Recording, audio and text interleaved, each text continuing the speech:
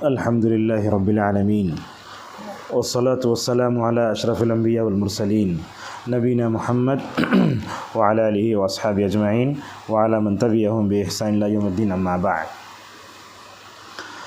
قال الله تعالى: أعوذ بالله من الشيطان الرجيم من همزه ونفخه ونفسه وعباد الرحمن الذين يمشون على الأرض هونا وإذا خاطبهم الجاهلون قالوا سلاما. معزز حاضرین، ایک مومن کی زندگی کا مقصد جنت میں داخل ہونا ہے. ہمارے زندگی کا سب سے بہترین مقصد اگر کوئی ہے تو جنت میں جانا ہے. تو اسی لیے کاکا سعید صاحب عمری حفظہ اللہ ہمیشہ اپنے فارغین سے بولتے ہیں اپنے زندگی کا مقصد جہنم سے بچنا، جنت میں جانا. اس کے لیے اپنی پوری کوشش کرنا، یہ ہمارے زندگی کا مقصد ہے. اور رمضان جب آتا ہے تو ایسے موقع پر ہم دیکھتے ہیں کہ نبی کریم صلی اللہ علیہ وسلم نے فرمایا رمضان آتا ہے جنت کے دروازے کھل جاتے ہیں. تو اس مہینے میں ہمیں جنت میں جانے کے اعمال جتنے کرنا ہو کر لینا، وہ اصل میں یہ مقصد ہمارا ہے. اور ساتھ میں اللہ نے یہ بھی کرتا ہے، جہنم کے دروازے بند کر دیتا ہے تاکہ بندہ ان اعمال کر کے جہنم میں نہ چلے جائے. اور تیسرا، جہنم میں لے جانے والے اعمال کی طرف جو چیز لے جاتی ہے وہ سرکش شیاطین، ان کو بھی بیڑیاں پہنائی جاتی ہیں. تو زندگی کا مقصد ایسے ہو گیا کہ ہم جنت میں چلے جائیں. تو اب اس ویڈیو میں انشاءاللہ ہم آپ کے سامنے یہ بتائیں گے کہ ایک مومن کو اپنی زندگی میں کن صفات کو اپنانا چاہیے. اگر بندہ اپنی دنیاوی زندگی میں ان صفات کو اپنے لیتا ہے تو وہ جنت میں چلا جاتا ہے. سب سے پہلے 18ویں پاری کی کچھ آیتیں ہیں، وہ پڑھ کے ہم آپ کے سامنے بتاتے ہیں. اللہ تبارک و تعالیٰ فرماتا ہے حقیقی مومن کون ہوتے ہیں؟ جو اپنی نمازوں کو توجہ سے پڑھتے ہیں، سب سے پہلی چیز. دوسری یہ ہے کہ وہ اپنے آپ کو بیکار باتوں سے دور رکھتے ہیں. تیسرا یہ ہے کہ زکوٰۃ دیتے ہیں. چوتھا یہ ہے کہ وہ اپنی شرمگاہوں کی حفاظت کرتے ہیں سوائے اپنی بیویوں اور لونڈیوں کے، ان کے لیے جائز ہے. اور اپنے عہد و پیمان کو پورا کرتے ہیں، اپنے نمازوں کی حفاظت کرتے ہیں. یہ سارے کام کرنے سے اللہ یہ فرماتا ہے کہ اگر تم یہ کام کرو گے تو جنت الفردوس کے مستحق بن جاؤ گے. یہاں یہ بتایا گیا. اب یہ آئیے سورہ فرقان کے آخری میں اللہ تبارک و تعالیٰ نے رحمان کے بندوں کے اوصاف کیا ہیں وہ بتایا ہے. رحمان کے بندے، اب جانتے ہیں دنیا میں اپنے آپ کو ہم لوگوں کی طرف منسوب کر دیکھو میرا تعلق اس سے ہے، میرا تعلق اس سے ہے، مگر رحمان کے بندے بننا یہ بڑی عزت کی بات ہے. یہ اللہ نے کیا کہا دیکھو، رحمان کے بندے کون ہوتے؟ رحمان کے بندے بولے تو اللہ تبارک و تعالیٰ ویسے بندوں کو اپنے لیے چن لیتا ہے. تو وہ رحمان کے بندے کون ہوتے؟ ماشاءاللہ اس کے بارے میں اللہ نقشہ کھینچتا ہے اور وہ سارے اوصاف بتا کر کے یہ بتاتا ہے کہ اگر یہ تمہارے اندر اوصاف پیدا ہو گئے انشاءاللہ جنت میں چلے جاتے. وہ کیا کام ہے انشاءاللہ ہم آپ کے سامنے بتائیں گے. رحمان کے بندے وہ ہوتے ہیں جو سب سے پہلے یہ ہے کہ زمین پر نرمی سے چلتے ہیں. بڑی اہم بات ہے. دنیا میں ہم دیکھتے ہیں کوئی آدمی مالدار ہوتا ہے، کوئی آدمی عہدے سے بڑا ہوتا ہے، وہ مالداری اور عہدے کی وجہ سے اس کے چلنے کا انداز بدل جاتا ہے. اللہ تبارک و تعالیٰ یہ بتاتا ہے کہ تم زمین میں کتنے بڑے ہی کیوں نہ ہو مگر اللہ کے سامنے چھوٹے ہی ہو. اللہ نے کیا کہا دیکھو سورہ بنی اسرائیل میں، زمین میں اکڑ کر مت چلو، انک لن تخرق الارض ولن تبلغ الجبال طولا. اگر تم تکبر سے چلے تو زمین کو پھاڑ بھی نہیں سکتے. اب کتنا زور سے زمین پہ پیر ماریں گے. اور اسی طریقے سے اللہ نے یہ بھی کہا کہ تم تکبر کرے تو پہاڑوں کی بلندی کو بھی پہنچ نہیں سکتے. اور یہی نصیحت اللہ تبارک و تعالیٰ نے ذکر کی. حضرت لقمان نے اپنے بچے سے بھی کہا وَلَا تُصَعِّرْ خَدَّكَ لِلنَّاسِ وَلَا تَمْشِ فِي الْأَرْضِ مَرْحًا. وہ اونٹ کیا کرتا، بیمار ہے تو سر ایسا اٹھا لیتا.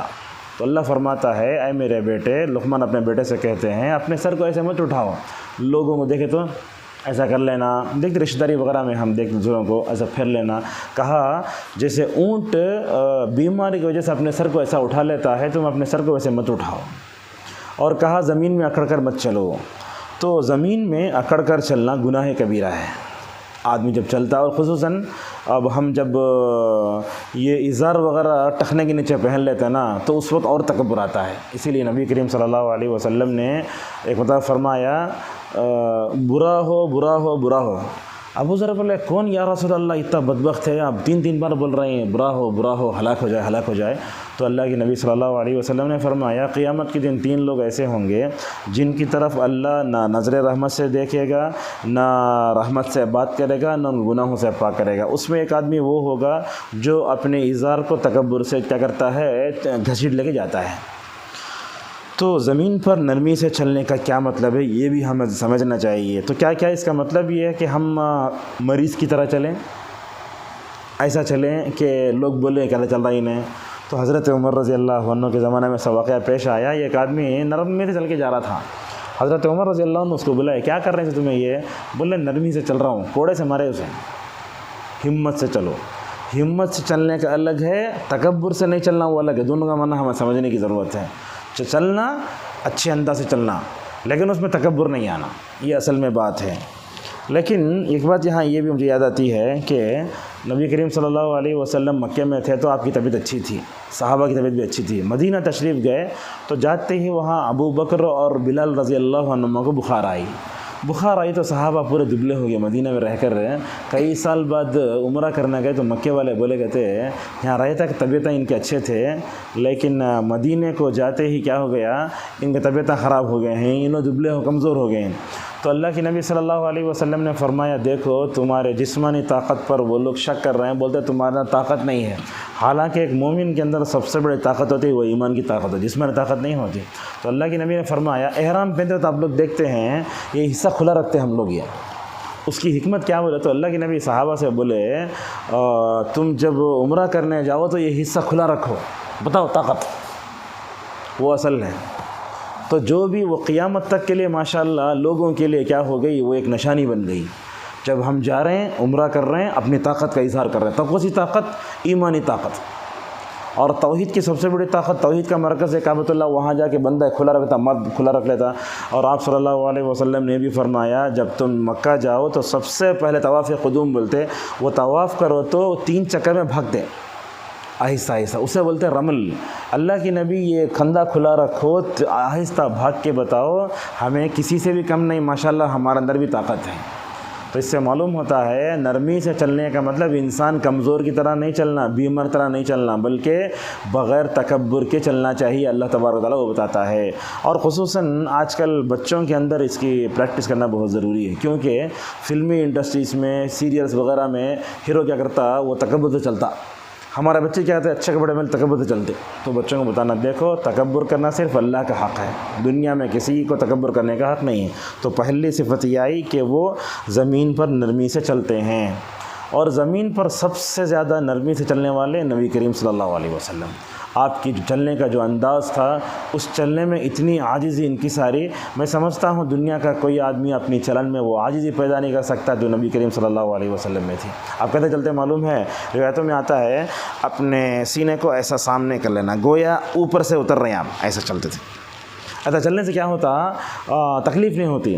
جب انسان ایسے چلتا نہیں ہوتا، چلنے نہیں ہوتا۔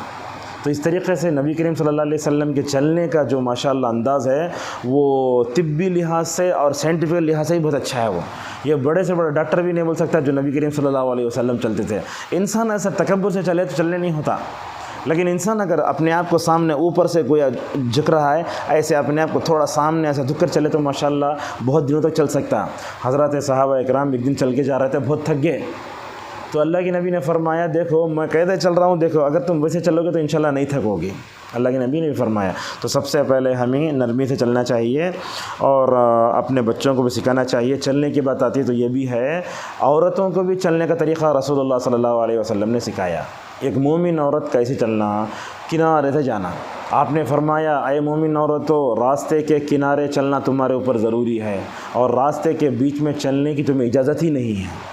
حضرات صحابہ اکرام ماشاءاللہ نماز فجر کے لیے آتی خواتین، وہ اتنا لگ کے چلتی مدینے کی دیواروں کو، ان کے اوڑھنے پھٹ جاتے تھے ماشاءاللہ، اتنی حیاتی وہ چل کنارے چلے جاتے تھے، اور ایسی وہ تاریکی رہتی تھی نماز فجر میں بازو کا ہے بازو کون ہے معلوم ہوتا نہیں تھا۔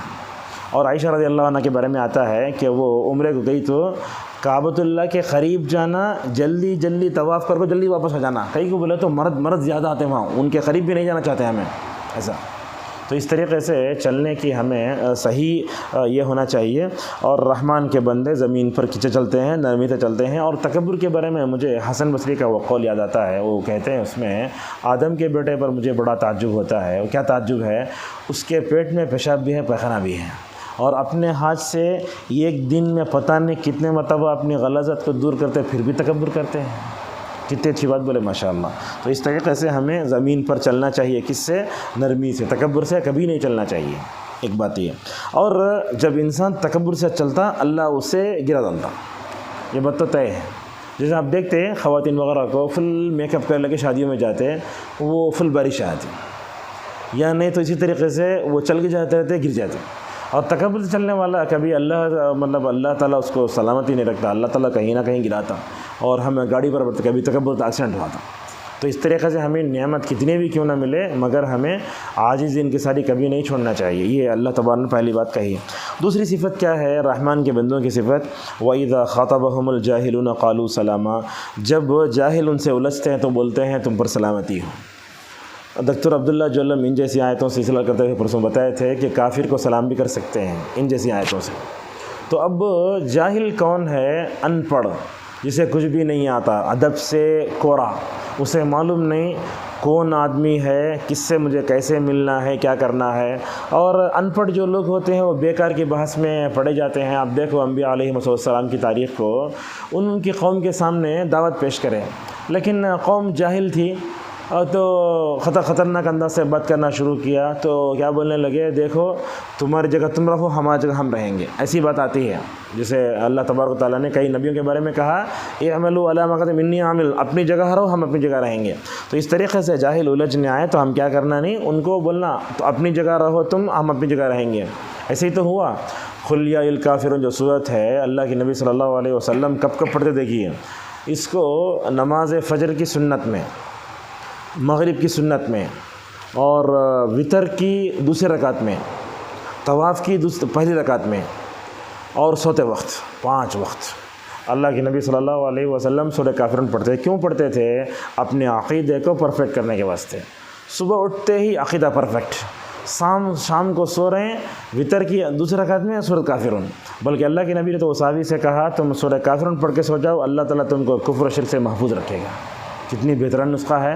تو لہٰذا ہم یہ بتانا چاہتے ہیں کہ مومن جو ہوتا ہے وہ زمین پر اگر نرمی سے چلتا ہے، اور جاہل جب اس سے بحث کرتا ہے تو بولتا تمہارے اوپر سلامتی ہو. اور یہ مضمون کئی جگہ آیا، وَإِذَا سَمِعُوا اللَّغْوَ أَعْرَضُوا عَنْهُ قَالُوا لَنَا أَعْمَالُنَا وَلَكُمْ أَعْمَالُكُمْ سَلَامٌ عَلَيْكُمْ لَا نَبْتَغِي الْجَاهِلِينَ. سورہ قصص میں اللہ نے کہا وہ بیکار بات سنے تو بولتے ہم تمہارے سے الجھنا نہیں چاہتے، ہم سلامتی چاہتے ہیں، لہذا ہم تم سے دور رہتے ہیں. تو لہٰذا اللہ نے اس آیت میں بتایا رحمان کے بندے کسی سے الجھتے نہیں ہیں. آج کل ہم دیکھتے ہیں دوسروں سے الجھنا یہ ہمارے اندر بہت ہے. کبھی ذمہ داروں سے الجھ لیا، کبھی علماء سے الجھے. اور یہ الجھنا زیادہ بسوں میں ہوتا ہے. کنڈکٹر ٹکٹ لینے آتا ہے، ہم وہاں بھی الجھ جاتے، چلر نہیں دیتا، فلاں ہوتا. لہٰذا اگر کوئی آدمی ہمارے سامنے جاہل آیا، ان پڑھ آیا، کم پڑھا لکھا آیا، اسے علم نہیں ہے، تہذیب نہیں ہے، تو اگر وہ ہمارے الجھا تو ہمیں ان سے الجھنا نہیں چاہیے. اللہ نے دوسری بات یہ بتائی، الجھے تو کیا ہوتا، جیسے وہ اخلاق میں اترا ہم بھی اتر جاتے ہیں. اسی لیے سعید بن العاص رحمہ اللہ کہتے ہیں اگر کوئی کمینہ میرے پاس آتا ہے، اپنا کمینہ پن دکھاتا ہے، تو میں کمینہ پن نہیں کرتا بلکہ میں اپنے آپ کو اونچا اٹھا لیتا ہوں. یہی ہوتی ہے شریف انسان کی علامت. تو یہ 2 چیزیں ہوئیں. تیسری چیز ہے یہ دیکھیے، رحمان کے بندے نرمی سے چلتے، جاہل آ کے الجھا تو سلام کرتے، بولتے ہم تمہارے ساتھ زیادہ الجھنا نہیں چاہتے ہیں، بیکار باتوں میں نہیں پڑھنا چاہیے. تیسری صفت ان کی یہ ہے کہ وہ جہاں مخلوق کے ساتھ ان کا تعلق اچھا ہوتا ہے، خالق کے ساتھ بھی ماشاءاللہ ان کا تعلق اچھا ہوتا ہے. اب بعض لوگوں کو آپ دیکھتے ہوں گے دنیا میں مخلوق سے بڑا اچھا تعلق ہوتا ہے، لیکن خالق سے تعلق اچھا نہیں رہتا. بعض لوگ ایسا رہتا ہے اللہ سے تعلق رکھ لیتے ہیں، مخلوق سے لوگ تعلق اچھا نہیں رکھتے. تو اللہ یہاں فرماتا ہے رحمان کے بندوں کی زندگی میں توازن اور بیلنس ہوتا ہے. جہاں وہ مخلوق سے اچھا تعلق رکھتے ہیں، خالق سے بھی اپنے تعلق کو استوار کرنے میں کبھی پیچھے نہیں ہٹتے. اللہ نے کیا کہا دیکھیے، وہی وہ ہیں جن کے رات سجدے اور قیام میں گزرتے ہیں. اللہ نے یہی کہا بات سورہ ذاریات میں، کانوا قلیلا من اللیل ما یہجعون بالاسحار هم یستغفرون. رات میں بہت کم سوتے اور سحر کے وقت استغفار کرتے ہیں. رمضان میں ہم جب سحری کے لیے اٹھتے ہیں تو ہم سے ایک سنت چھوٹ رہی ہے، وہ استغفار کرنے کی۔ ہم اٹھتے، برش کرتے اور سیدھے جا کے دسترخوان میں بیٹھ جاتے۔ صبح کے وقت سحری کرنے سے پہلے اپنے بیوی بچوں کو، اپنے گھر میں بڑوں کو سب بولنا استغفار کرو، اس لیے کہ صبح کے وقت ایسا ہوتا ہے اللہ تبارک و تعالیٰ دنیاوی آسمان پر آ کر رہتا ہے، اترتا ہے اور پوچھتا ہے کوئی توبہ کرنے والا میں اس کی توبہ قبول کروں، ہے کوئی مانگنے والا میں اس کی جھولی بھر دوں۔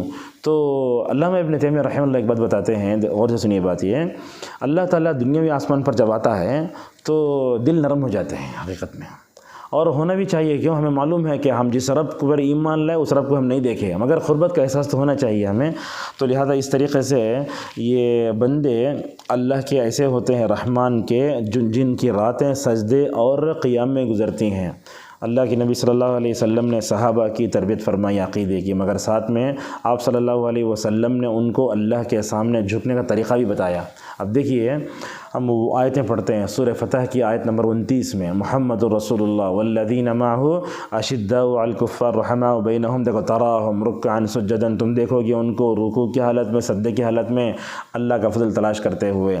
اور یہ سب سے بڑی بات ہے آج کے پرفتن دور میں، اگر ہم اپنے آپ کو فتنوں سے بچانا چاہتے ہیں تہجد کی پابندی بہت ضروری ہے۔ فتنوں سے بچنے کے لیے یہ تہجد میں اللہ نے ایسا پاور رکھا ہے ماشاءاللہ، اگر کوئی بندہ تہجد کی پابندی کر لیا، رات کے اندھیرے میں اپنے اعضاء کا استعمال اللہ کی خاطر ہو گیا، تو علماء بتاتے ہیں کہ دن کے اجالے میں وہ اعضاء اللہ کی نافرمانی نہیں کرتے۔ اس لیے حضرات صحابہ کرام دیکھیں گے آپ، وہ نیکی کے میدان میں اتنے آگے بڑھتے تھے، وہ زنا کے، چوری کے جتنے واقعے تھے ماشاءاللہ کم سے کم ہیں، زیادہ نہیں ہیں، ایک واقعہ مائز کا ہے، ایک واقعہ فلاں فلاں کا ہے، ورنہ تو آج کل دیکھتے جرائم کتنے ہو رہے ہیں۔ ہمارے بچے ہماری بات نہیں مانتے، کیوں؟ ماں باپ اللہ کے سامنے رکوع سجدے میں نہیں گزارتے، اس وجہ سے اپنے بچوں کا حال ایسے ہو رہا ہے۔ تو اس طریقے سے رات کے اندھیرے میں اللہ کی اطاعت اگر ماں باپ کر لیں تو میں سمجھتا ہوں یہ ماں باپ کی اطاعت کا اثر بچوں پر بھی پڑتا ہے۔ تو ایسے ہوتے ہیں رحمان کے بندے جو سجدے کی حالت میں گزارتے ہیں اور قیام کی حالت میں گزارتے ہیں۔ اور رات میں تہجد پڑھنے کا ایک فائدہ بتاتے ہوئے علماء یہ بتاتے ہیں کہ رات میں تہجد پڑھنے سے چہرے پہ رونق آتی ہے، ایک طرح کی عجیب خوبصورتی آتی ہے۔ وہ کیوں آتی ہے؟ ہم لوگ کیا کرتے ہیں، کبھی کبھی کہیں جانا ہو تو صابن سے منہ دھو لیتے، یا نہیں تو کریم لگا لیتے خوبصورت بننے کے واسطے، وہ خوبصورتی الگ، مگر اللہ کی اطاعت کر کے جو خوبصورتی پیدا ہوتی ہے، دنیا کی کوئی خوبصورتی اس کا مقابلہ نہیں کر سکتی ہے۔ حسن بصری رحمہ اللہ ایک بات بتاتے ہیں، وہ کہتے ہیں اس میں جب رات کی تاریکی ہوتی ہے تو بندے رات میں تنہائی میں، گہرائی میں، مطلب رات کی تاریکی میں اللہ سے ملاقات کرتے ہیں تہجد میں، تو اللہ تبارک تعالیٰ کیا کرتا ہے، اپنا نور ان کے چہروں پہ ڈالتا ہے، وہ رونق، وہ خوبصورتی ان کے چہروں میں نظر آتی ہے۔ اسی لیے آپ دیکھیں گے جو بندہ نیک ہوتا ہے، جب اس کی موت ہوتی ہے تو بھی چہرے کی رونق الگ، اور اسی طریقے سے جب اس کو نہلا کر کفن پہنایا جاتا ہے تو اس کی رونق بھی الگ ہوتی ہے۔ وہ کیا؟ وہ زندگی بھر اللہ کی اطاعت کرنے کا وہ اللہ تبارک و تعالیٰ دنیا میں دکھاتا ہے۔ اور اسی طریقے سے ابن القیم رحمہ اللہ ایک جگہ بتاتے ہیں کہ بندہ اگر نیک رہا تو اللہ تعالیٰ اسے کلمے والی موت دیتا، اگر بندہ برا رہا، گناہوں میں پڑا رہا، تو ہوتا یہ ہے کہ مرتے وقت اسے اچھی موت نصیب نہیں ہوتی۔ تو اس طریقے سے گناہوں کا اثر انسان کے مرتے دم تک بھی رہتا ہے، بلکہ اللہ کے نبی صلی اللہ علیہ وسلم دعا کرتے ہیں، اے اللہ مرتے وقت شیطان کے حملوں سے مجھے بچا لے۔ مجھے معلوم ہے علی حذیفی جب بھی مدینہ میں خطبہ دیتے، ماشاءاللہ آج 70-52 سال ان کی عمر، نبی کریم صلی اللہ علیہ وسلم کے خاندان کے، وہ علی حذیفی ہمیشہ جب بھی جمعہ کا خطبہ دیتے یہ دعا پڑھنا ضروری، اور جب بھی وتر پڑھاتے یہ دعا ضرور بولتے۔ وہ دعا کیا ہے؟ وَأَعُوذُ بِكَ أَن يَتَخَبَّطَنِ الشَّيْطَانُ عِنْدَ الْمَوْتِ، اے اللہ میں تجھ سے پناہ چاہتا ہوں کہ شیطان کے حملے موت کے وقت میرے اوپر نہ ہوں۔ تو آپ اس سے تصور کر سکتے ہیں کہ بندہ جب دنیا میں پیدا ہوتا ہے تو اس وقت بھی شیطان اسے انگلی کرتا، اور کب تک انگلی کرتا؟ جب تک کہ وہ مر نہ جائے۔ اللہ اکبر! پیدا ہوتے وقت بھی شیطان کے حملے اور مرتے وقت بھی شیطان کے حملے۔ اسی لیے نبی کریم صلی اللہ علیہ وسلم نے حدیث میں فرمایا، دیکھو کیا حدیث ہے، ہمارا ایمان تو تازہ کر دیتی ہے۔ اس میں کیا شیطان کیا بولتا ہے؟ تیری عزت کی بولتا ہے شیطان، دیکھ جب تک میں برابر ان کو گمراہ کرتا رہوں گا۔ کون بولتا ہے؟ شیطان۔ اللہ کیا بولتا ہے؟ میرے عزت کی قسم، جب تک ان کی روحیں ان کو جسموں میں ہیں تب تک ان کی مغفرت کرتا رہوں گا۔ शैतान वैसा बोला, अल्लाह तबारक व तआला वैसे उसका जवाब दिया। तो लिहाजा ये रातों में सजदा बहुत अहम है और रातों में तहज्जुद की पाबंदी, क़ियामुल लैल बहुत अहम होता है। अगर बंदा इसका मज़ा चख लेना तो कभी ज़िंदगी में वो मज़ा कभी नहीं छोड़ेगा। लिहाजा हमें समझ में आता है कि तहज्जुद की पाबंदी बहुत ज़रूरी है। अल्लाह के नबी सल्लल्लाहु अलैहि वसल्लम तिरमिज़ी की हदीस में कहते हैं, अलैकुम बिक़ियामिल लैल, देखो ये तहज्जुद पढ़ो इसलिए कि ये नेक लोगों की आदत होती है। हम में से हर एक नेक बनना चाहते हैं, मगर आज के ये डिजिटल लाइफ में नेक बनने के वास्ते सोशल मीडिया बहुत बड़ी रुकावट है। और ख़ुसूसन ये मोबाइल है ना, हमको अल्लाह से भी दूर कर रहा है, इबादतों की लज्जतों को भी छीन ले रहा है। तो इसीलिए मेरा अपना तजुर्बा ये है, नमाज को आते वक्त फ़ोन ही नहीं लाना। अब मेरा ख़ुद अपना तरीक़ा है, जब नमाज़ को जाता हूँ उम्रावत वग़ैरह में, कोई नमाज़ को अपना फ़ोन नहीं ले आता। वो जुम्मा के दिन तो माशाल्लाह 12 बजे बंद, फिर ऑन होता 2 बजे। बस नमाज हम क्या है, वो मोटी ज़बान में बोलना हो, अल्लाह से हमारा नेटवर्क लगता है। उस वक्त में गलत किस्म के नेटवर्क आए तो कटा के ख़त्म होता है। उसमें अल्लाह से अपना ताल्लुक़ मज़बूत करना है तो सजदों में अल्लाह तबारक व तआला से दुआ करना है। और ये बात याद रखिए आप, रात में नमाज़ पढ़ने का जो मज़ा है ना, अगर बंदा उसको पा लिया तो कभी नहीं छोड़ेगा। और इस बारे में इधर जब हम्बली रहमहुल्लाह की बात याद आती, देखिए जो बंदा तहज्जुद में खड़ा हो गया ना, माशाअल्लाह, अल्लाह के सामने खड़े होकर जवाब देना उसके लिए बहुत आसान है। ऐसी ये बात उलमा ने लिखी है। लिहाजा हम तहज्जुद की पाबंदी करें, अपने बच्चों को भी मुकम्मल तौर पर जो है उसकी तरफ तवज्जो दिलाएं, और बुरे ख्वाब से बचने के लिए भी तहज्जुद पढ़ना चाहिए। ये भी एक है। इब्ने उमर रज़ियल्लाहु अन्हुमा एक खूबसूरत सहाबी मस्जिद में सोते थे, तो मस्जिद में सोना जायज़ है बल्कि मालूम हो रहा हदीस से। तो एक दिन क्या करें, मस्जिद में सोना बुरा ख्वाब पड़ा। क्या बुरा ख्वाब पड़ा? उनको पकड़ के ले जाके जहन्नम के मनाज़िर दिखा रहे हैं इब्ने उमर को। तो इब्ने उमर रज़ियल्लाहु अन्हु क्या करे, वो ख्वाब जागो अपनी बहन हफ्सा को सुनाए, और हफ्सा को नबी की बीवी है। अब नबी से डायरेक्ट नहीं बोल सकते, तो हफ्सा जाके पूछी, मेरे भाई को ऐसा ख्वाब दिखा, क्या करना कहते। अल्लाह के नबी इतना छोटा जुमला बोले, अब्दुल्ला बहुत अच्छा बंदा, अगर उन्होंने तहज्जुद की पाबंदी करे तो कितना अच्छा रहता। तो अब्दुल्ला जल्लम हफ़िज़हुल्लाह से जाके पूछा, मैं ये क्या है, ये हदीस में पहले उन्होंने तो, मतलब सोए, अब उसके बाद जो है बुरा ख्वाब दिखा। वो बुरे ख्वाब दिखे बाद कई को मतलब नमाज़ पढ़ो बोले तो बोलते हैं ये क़ियामुल लैल पढ़ो तो बंदा बुरे ख्वाब से बच जाता है। तो अब्दुल्लाह इब्न उमर रज़ियल्लाहु अन्हु बोलते हैं माशाअल्लाह, उसके बाद अब्दुल्लाह इब्न उमर अपने ज़िंदगी में कभी नहीं छोड़े तहज्जुद, हत्ता के सफ़र में भी पढ़ते थे। उनकी रिवायतों में आता है, उनके ग़ुलाम या बेटे सालिम और कौन है वो नाफ़िअ, उन्होंने बोलते इब्न उमर रज़ियल्लाहु अन्हुमा सुन्नत पर मरने वाले, अगर सुन्नत के ख़िलाफ़ कोई भी एक काम किया तो उसे बदकरात बन कर डालते थे। ऐसी गैरत अब्दुल्लाह इब्न उमर के पास। तो उस मौके पर नमाज तहज्जुद पढ़ते, उसके बाद अज़ा होने के लिए 15 मिनट रहते, उस वक्त इस्तिग़फ़ार करते और बोलते इस्तिग़फ़ार करने के बाद थोड़ी देर आराम करता हूँ नाफ़े या सालिम से, अगर मैं सो जाऊँ तो मुझे उठा देना। तो जैसे ही उन्हें सोते ग़ुलाम बेटे आगे उठा देते। तो इससे मालूम हुआ कि हमें तहज्जुद की पाबंदी बहुत ज़रूरी, ख़ुसूसन आज के पुरफ़ितन ज़माने में अल्लाह से ताल्लुक़ हमारा बहुत कमज़ोर हो गया है। लिहाजा उस कमज़ोर ताल्लुक़ को मज़बूत करने के लिए ये तहज्जुद बहुत ज़रूरी है। और दावत का काम करने वालों के लिए कामयाबी होना बोले तो ये एकदम 100% होना चाहिए। दावत का काम करने वाले ये क़ियामुल लैल के पढ़े बगैर कामयाब नहीं हो सकते।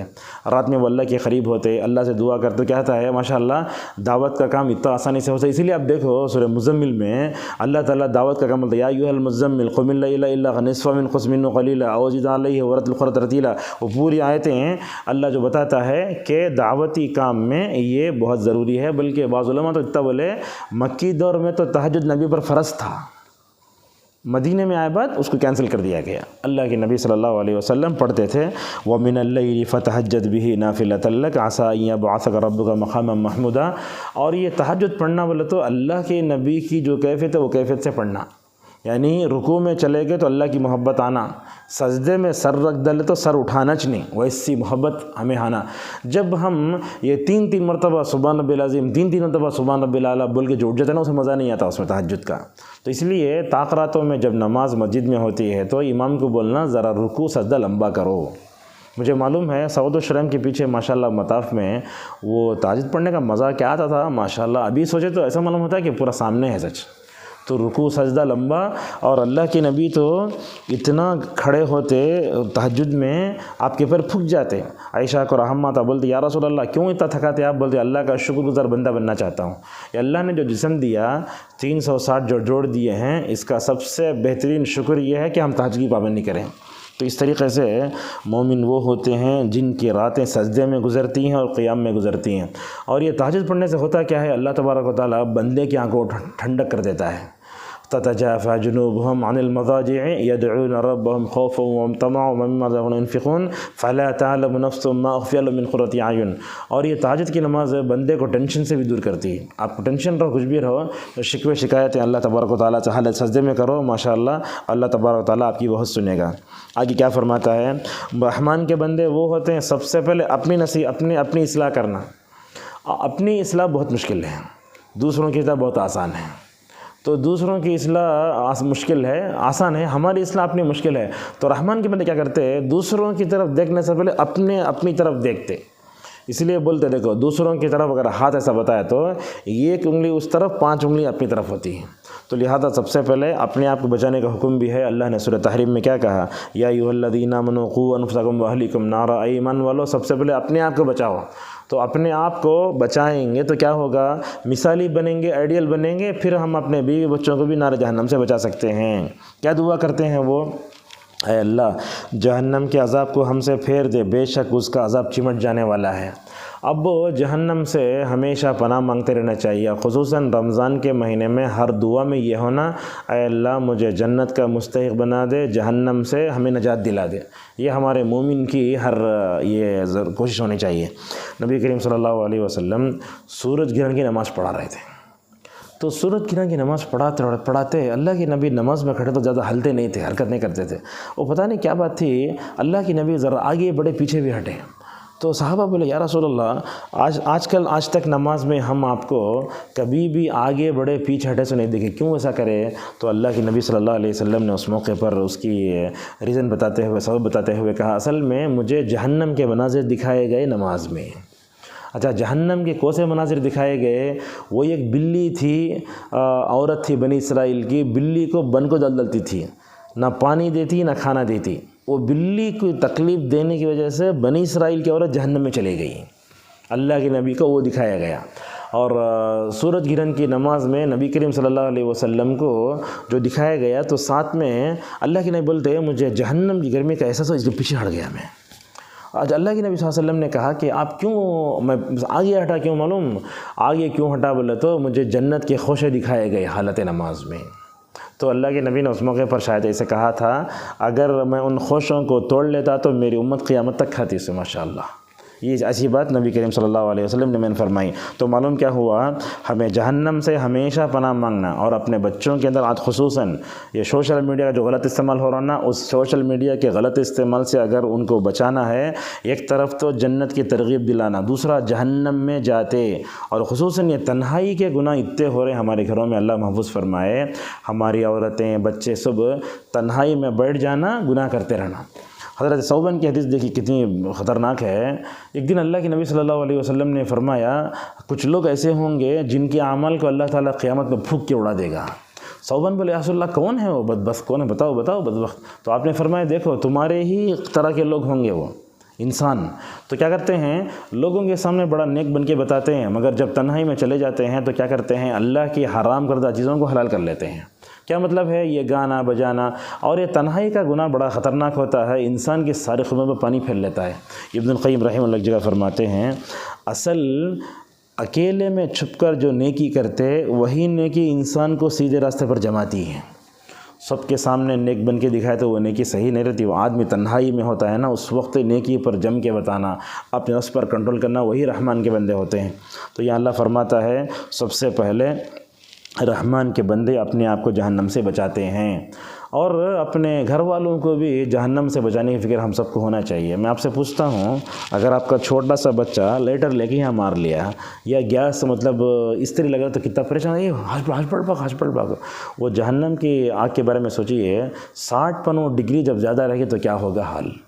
تو اس طریقے سے ہمیں اپنے گھر والوں میں سوچنا، اور نبی کریم صلی اللہ علیہ وسلم یہی کرتے تھے۔ دیکھو اپنے گھر والوں میں جہنم کی ہولناکی بتا کے نبی کریم صلی اللہ علیہ وسلم اپنی ازواج مطہرات کو تیار کرتے تھے۔ دیکھو کیسا ہے، حضرت عبداللہ ابن عباس رضی اللہ عنہما فرماتے ہیں ایک دن اللہ کے نبی پر یہ آیت اتری، وہ آیت یہی ہے، دیکھیے میں شعرا آگے ہے، وہ آیت کیا ہے، وَأَنذِرْ عَشِيرَتَكَ الْأَقْرَبِينَ، اے اللہ کے نبی اپنے قریبی رشتہ داروں کو ڈرائیے۔ پورے لوگوں کو بتا کے ہوگا، ابو جہل کو سمجھا کے ہوگا، ابو لہب کو سمجھا کے ہوگا، اب اپنے رشتہ داروں کو ڈرائیے۔ تو ابن عباس رضی اللہ عنہما فرماتے ہیں یہ آیت اترتے ہی اللہ کے نبی صلی اللہ علیہ وسلم صفا پہاڑی پر چڑھ گئے، اور صفا پہاڑی اس وقت کا اسٹیج، اب یاد رکھو آپ، صفا پہاڑی ہے نا، اس وقت کا اسٹیج ہوا، وہاں کھڑے ہو کر سب تقریر کرتے تھے۔ تو اللہ کے نبی صلی اللہ علیہ وسلم نے اس موقع پر سب کو بلایا، بنو عبد مناف فلاں فلاں فلاں، اور آپ صلی اللہ علیہ وسلم نے اس حدیث میں قریبی رشتہ داروں کو بھی ڈرایا، دور رشتہ داروں کو بھی ڈرایا۔ آپ نے اپنی پھوپھی کو بلا کر کہا، ان کا نام بھی صفیہ، نبی کی بیوی کا نام بھی صفیہ، نبی کی پھوپھی کا نام بھی صفیہ۔ تو کہا اے صفیہ میری پھوپھی، دیکھو جو کچھ لینا ہے لے لو، وہ آخرت میں جانے سے پہلے اپنے آپ کو جہنم سے بچا لو۔ اور فاطمہ کا نام آیا تو اللہ کے نبی صلی اللہ علیہ وسلم نے خاص کہا، دیکھو میں تمہارے کام نہیں آؤں گا، بات سمجھ جائیں گے، باپ دنیا میں کہیں سپورٹ کرتا نا، وہ سپورٹ کرے گا بول کے، بولے اے فاطمہ جو کچھ مال لینا ہو میرے سے لے لو، میں قیامت میں تم سے کچھ بھی کام نہیں آؤں گا۔ تو اس سے معلوم ہوتا ہے نبی کریم صلی اللہ علیہ وسلم اپنی بیویوں میں بھی ماشاءاللہ آخرت کی فکر پیدا کرتے تھے۔ کئی بہت مثالیں ہیں، کبھی کبھی تو ایک مرتبہ عائشہ رضی اللہ عنہ رو رہی تھی، اللہ کی نبی نے پوچھا عائشہ کیوں روتی ہو؟ دیکھو اللہ تعالیٰ سورہ انشقاق میں فرماتا ہے اللہ تعالیٰ حساب سخت بھی لے گا، مشکل بھی لے گا۔ کیا مطلب ہے اس کا؟ تو اللہ کے نبی نے فرمایا عائشہ دیکھو اللہ تعالیٰ قیامت کے دن جس کو کھڑا دے سمجھ جاؤ اس کی ہلاکت ہے۔ اب کیسا مثلاً اس کو سمجھنا ہو تو دنیا میں آپ دے سکتے ہیں، آپ کے پاس گاڑی کے پورے کاغذات ہیں، لائسنس ہے، سب ہے، تو ڈرتے نہیں آپ، چلو بنداس جاؤ، اس لیے پکڑ تو بتائیں گے۔ اگر آپ کے پاس کچھ نہ ہو تو آپ اپنا راستہ بدل لیتے، وہاں بھی وہی حال ہوگا۔ اگر اللہ تعالیٰ کھڑا دیا سمجھ جاؤ من نوقش فقد عذب، اگر کھڑا دیا بس۔ اسی لیے اللہ کے نبی صلی اللہ علیہ وسلم نے اپنی امت کے بارے میں کہا میری امت کے 70,000 لوگ بغیر حساب و کتاب کے جنت میں داخل ہوں گے۔ کتنے ہزار؟ 70,000۔ اب وہ 70,000 سنتے ہی عکاشہ رضی اللہ عنہ کی حرص دیکھو، کھڑے ہو گئے، اللہ کے نبی دعا کرو میں اس میں سے ہو جاؤں، ہو گئے۔ اللہ کے نبی بولے ٹھیک ہے، اب اس میں سے ہو گئے۔ اور ایک صحابی اٹھے، ان کو بھی 70,000 میں سے ہونے کی فکر، تو اللہ کے نبی صلی اللہ علیہ وسلم نے صحابہ کے اندر خیر کی حرص دیکھی تو بولے وہ کاشا تمہارے سے آگے بڑھ گئے، مگر آپ نے اس صحابی کا دل نہیں توڑا۔ یہ نہیں بولے تمہیں نہیں جاتے، کوشش کرو۔ وہ کیا 4 صفات ہے وہ ہمیں اپنے اندر پیدا کرنا ہے۔ سب سے پہلے ہے دوسروں سے جھاڑ پھونک نہیں کرانا کبھی بھی، بڑی اہم چیز ہے۔ بیمار ہوئے تو ہمیں مولوی صاحب بلا لگاتے، نہیں بلانا، دوسروں سے جھاڑ پھونک نہیں کرانا۔ دوسرا یہ ہے وہ اس کی مطلب کینسر کی بیماری آ گئی تو علاج کرتے نا، کیا بولتے ہیں اس کو، ہاں کیمو، وہ بھی نہیں کرانا، وہ بھی طریقہ علاج، وہ داغ کا علاج وہ بھی نہیں کرنا۔ اور تیسرا یہ ہے بدفعلی نہیں لینا، بلی آ گئی، الو آ گیا، اپنے رب پہ بھروسہ کرنا۔ یہ 3-4 صفت اپنے اندر پیدا کرے تو محمد ابن عبد الوہاب رحمہ اللہ کتاب التوحید میں فرماتے ہیں باب من حقق التوحید دخل الجنت بغیر حساب، جو آدمی اپنی توحید کو پرفیکٹ کر لیا انشاءاللہ بغیر حساب و کتاب کی جنت میں جائے گا۔ تو لہٰذا اس طریقے سے جہاں تک ہو سکے ہمیں اپنا علاج خود کرنا چاہیے۔ اب دیکھو ابن عثیمین رحمہ اللہ گزشتہ جمعہ میں بتاتے ہیں مرکز کے خطبے میں، یہ اللہ کی نبی صلی اللہ علیہ وسلم کسی صحابی کو رقیہ کرے بالکل ثابت نہیں ہے، ایک جگہ بھی نہیں ہے، پورا کھنگالو۔ اور ابن عثیمین بولے تو برسوں بولے نا، ابن عثیمین بولے تو دکتر عبداللہ جولم بولے اتباع، بس دلیل کے ساتھ بات مان لینا، انہوں بولے تو اتھارٹی، انہوں اتنا مان لیتے ہم لوگ۔ کبھی کبھی فتوے میں غلطی ہوتی جیسے بتایا دکتور، لیکن ان کی بات اگر آ گئی تو رات میں 1 بجے اٹھا کے پوچھو علماء نہیں صحیح ہے۔ اچھا دوسری بات یہ بولے حضرات صحابہ اکرام کبھی بھی رقیہ کے واسطے نبی کے پاس نہیں گئے۔ یہ ایسی باتیں ہیں جو مطلب معمولی مطالعے سے حاصل نہیں ہوتی، ہے بہت گہری بات ہے۔ میرے دوست سے سنا، میں پڑھا بھی ہوں، وہ کتاب التوحید کی شرح ہے، اللہ کے نبی کسی کو رقیہ نہیں کرائے، صحابہ بھی نبی کے پاس نہیں گئے۔ تو اس سے معلوم ہوا صحابہ کو اللہ پہ ایسا بھروسہ تھا، توکل اگر رہا بندہ کبھی اپنا جھاڑ پھونک خود کرتا۔ اب کیا کرنا، نہیں آیا تو وہ نہیں آیا تو کرنا، لیکن نہیں آیا تو نہیں کرنا بولے تو دوسروں کو بلاتے رہنا. تو انسان کیا کرتا ہے، اگر ہم ایسا بول دیے تو سیکھتا نہیں ہونے. تو اس طریقے سے ہمیں یہ بولنا نہیں، بلاتے رہو علاج کے واسطے لیکن ساتھ میں سیکھتے بھی رہو. تو اس طریقے سے رسول صلی اللہ علیہ وسلم کو جبرائیل نے رقیہ کیا تھا ماشاءاللہ. اور حضرت عبداللہ مسعود رضی اللہ عنہ اپنی بیوی کو دیکھے، یہ بھی دیکھیے اپنے گھر میں بیوی کی اصلاح بھی کرنا عقیدے کی. ایک دن کیا کری عبداللہ مسعود کی بیوی زینب نام ان کا، کالی ڈوری بلے گا یہاں. تو پوچھے کیا یہ؟ اصل میں میرے امی کے گھر کو گئی میں، وہاں میرے بھانا بھائیاں سب مل کو کیا کہ ایک جادو کا کر کو بانے سو.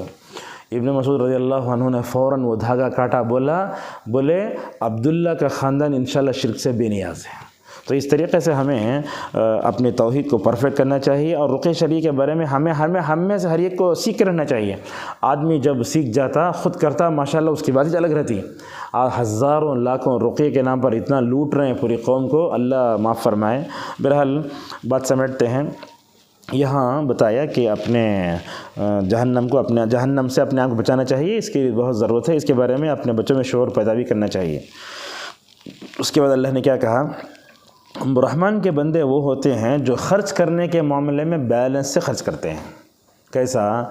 ہاتھ کھلا بھی نہیں، ہاتھ روکتے بھی نہیں.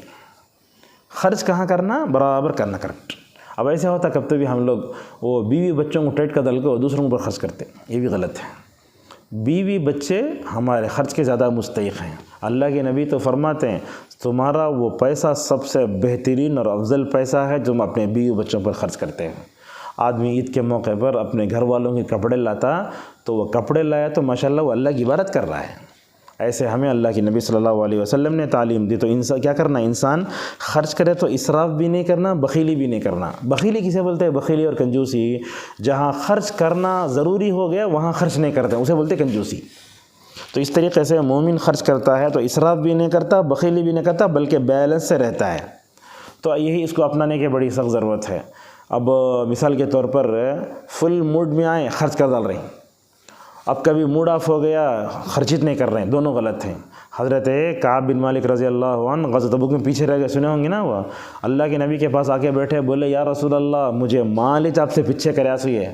ایسے جو جذبے میں آ گئے میں پورا مال اللہ کے راستے میں دیا تو اسے بولے. تو اللہ کی نبی نے فرمایا کعب دیکھو جوش میں آنے کی ضرورت نہیں ہے. پورا مال اگر تم اللہ کے راستے میں دے دو گے تو کیا تم اپنے بیوی بچوں کو کنگال چھوڑ کے جاؤ گے؟ تو سمجھتا جذبات میں آتے انسان سمجھ میں آتا نہیں اسے. کبھی انسان کو جذباتی نہیں ہونا، کنٹرول کرنا اپنے نفس پہ. تو سارے سمجھ گئے. کعب بن مالک رضی اللہ عنہ رسول صلی اللہ علیہ وسلم کی نصیحت بولنے لگے ٹھیک ہے یا رسول اللہ، وہ جو مال میرے پاس خیبر میں اپنے لیے رکھ لیتا ہوں، تو آپ خرچ کہاں کرنا وہاں کیجئے، اسراف نہیں کرنا. اسراف کسے بولتے ہیں؟ انسان چیز لے رہا ہے مگر زیادہ پیسے ڈال کے لے رہا ہے تو اسے بولتے ہیں اسراف. اور اسراف کرنے والے شیطان کے بھائی ہیں. اللہ نے کہا، کیا کہا سورہ بنی اسرائیل میں، وَلَا تُبَذِّرْ تَبْذِيرًا إِنَّ الْمُبَذِّرِينَ كَانُوا إِخْوَانَ الشَّيَاطِينَ. اور اسراف صرف مطلب پیسوں میں نہیں آتا، اسراف کھانے پینے میں بھی آتا. اب مثال کے طور پر گھر میں کھانا بنایا جا رہا ہے، اب 2 کلو چاول ڈال دو، گھر والے پورے کھا لیتے. عورت کیا کرتی ہے؟ 2.5 کلو ڈالتی، اٹھا کے پھینکتی. یہ اسراف. کسی کو دینا ہے، کچھ کرنا ہے، وہ الگ نیت ہے، مگر اسراف کبھی نہیں کرنا چاہیے. بلکہ آپ کو بولوں گا میں حدیث سے، حضرت سعد رضی اللہ عنہ ایک جگہ وضو کرنے گئے تو آپ نے کیا فرمایا، اے سعد دیکھو اگر تم بہتی ہوئی ندی کے پاس بھی جا کر وضو کرو تب بھی پانی میں اسراف نہیں کرنا. اب وہ اسراف کرنا گناہ کبیرہ ہے. آج کل ہم دیکھتے ہیں وضو کرنا بولے تو آدھی بالٹی پانی ہوتا، نہانے گئے تو 4 بالٹی پانی ہوتا. یہ اسراف ہے، نہیں کرنا چاہیے. کیسا نہانا؟ 10 روپے کے باٹل میں پانی کا جو باٹل آتا ہے اس میں اللہ کے نبی وضو کرتے تھے. آپ دیکھو عثمان الخمیس ہیں کویت کے عالم دین، انہوں اتنے پانی وضو کر کے بتاتے ماشاءاللہ. اور پیر دھونا میں تو خالی کباب کیسا کا ایسا کرتے ہم لوگ، دھوتے بھی نہیں کرتے بھی نہیں. تو اس طریقے سے ہمیں پانی تو دیکھیے شریعت وضو کے پانی میں اسراف کرنے سے ہمیں بچاتی ہے، منع کرتی ہے. تو دوسرے میں کیسے اسراف کر سکتے ہیں ہم؟ کھانے میں، پینے میں، اوڑھنے میں لمبے کپڑے پہن لینا، یہ لمبے استینہ رہنا، اور اپنے پاس 10 جوتے، 10 ٹوپیاں، یہ سب چیزیں لا کر رکھنا، یہ سب اسراف میں آتا ہے.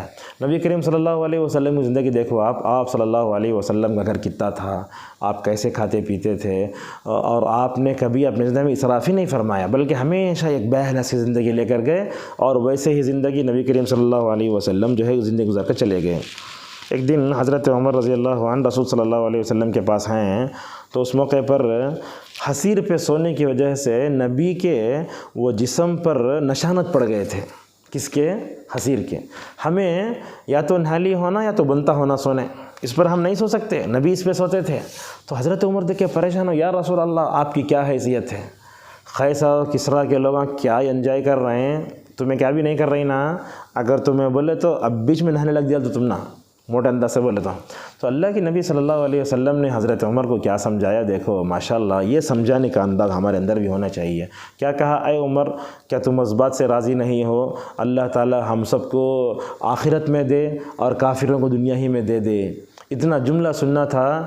تو علماء بولتے جن مقامات میں رسول اللہ کی بات سن کر عمر کی آنکھوں میں آنسو آئے، وہ ایک موقع یہ بھی ہے، فوراً عمر رضی اللہ عنہ آنکھوں میں آنسو آ گئے۔ تو اپنے بچوں میں بھی اسراف اور فضول خرچی کبھی نہیں ہونا چاہیے۔